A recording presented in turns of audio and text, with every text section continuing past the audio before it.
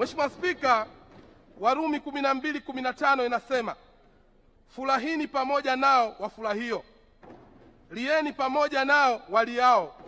Hivyo ninaomba kutumia fursa hii kuipongeza timu ya Simba Wekundu wa Msimbazi kwa kuingia fainali ya kombe la shirikisho barani Afrika.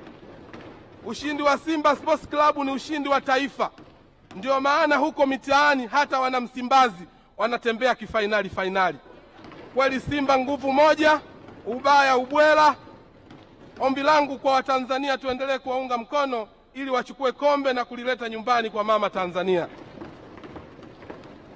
Mheshimiwa Spika, kwa mwali kukwiliwa na kwa kungwi kwaliwa. Hivyo ninapenda kuipongeza Young Africa kwa kuwa mabingwa wa kombe la Muungano msimu wa 2024-25. Hongereni sana wananchi Jangwani, daima mbele, nyuma mwiko.